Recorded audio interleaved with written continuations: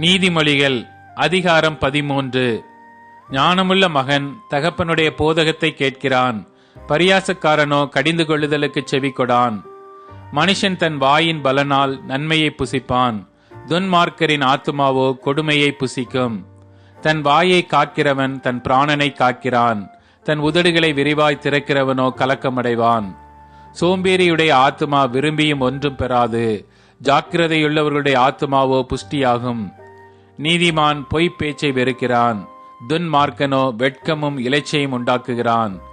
நீதி உத்தம மார்க்கத்தானை தற்காக்கும், துன்மார்க்கமோ பாவியை கவிழ்த்து போடும். ஒன்றுமில்லாதிருக்க தன்னை செல்வனாக பாராட்டுகிறவனும் உண்டு, மிகுந்த செல்வம் இருக்க தன்னை தரித்திரனாக பாராட்டுகிறவனும் உண்டு. மனுஷனுடைய ஐஸ்வர்யம் அவன் பிராணனை மீட்கும், தரித்திரனோ மிரட்டுதலை கேளாதிருக்கிறான். நீதிமான்களின் வெளிச்சம் சந்தோஷிப்பிக்கும், துன்மார்க்கரின் தீபமோ அணைந்து போம். அகந்தையினால் மாத்திரம் வாது பிறக்கும், ஆலோசனையை கேட்கிறவர்களிடத்திலோ ஞானம் உண்டு.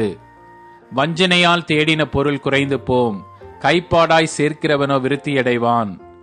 நெடுங்காலமாய் காத்திருக்குதல் இருதயத்தை இளைக்க பண்ணும், விரும்பினது வரும்போதோ ஜீவ விருட்சம் போல் இருக்கும். திரு வசனத்தை அவமதிக்கிறவன் நாசமடைவான், கற்பனைக்கு பயப்படுகிறவனோ பலனடைவான். ஞானவான்களுடைய போதகம் ஜீவ ஊற்று, அதனால் மரணக் கண்ணிகளுக்கு தப்பலாம். நற்புத்தி தயையை உண்டாக்கும், துரோகிகளுடைய வழியோ கரடு முரடானது. விவேகியானவன் அறிவோடு நடந்து கொள்ளுகிறான், மூடனோ தன் மூடத்தனத்தை வெளிப்படுத்துகிறான். துரோகமுள்ள தூதன் தீதிலே விழுவான், உண்மையுள்ள ஸ்தானாதிபதியோ ஔஷதம். புத்திமதிகளை தள்ளுகிறவன் தரித்திரத்தையும் இலைச்சையையும் அடைவான், கடிந்து கொள்ளுதலை கவனித்து நடக்கிறவனோ கனமடைவான். வாஞ்சை நிறைவேறுவது ஆத்துமாவுக்கு இனிது, தீமையை விட்டு விலகுவது மூடருக்கு அருவருப்பு. ஞானிகளோடே சஞ்சரிக்கிறவன் ஞானமடைவான், மூடருக்கு தோழனோ நாசமடைவான்.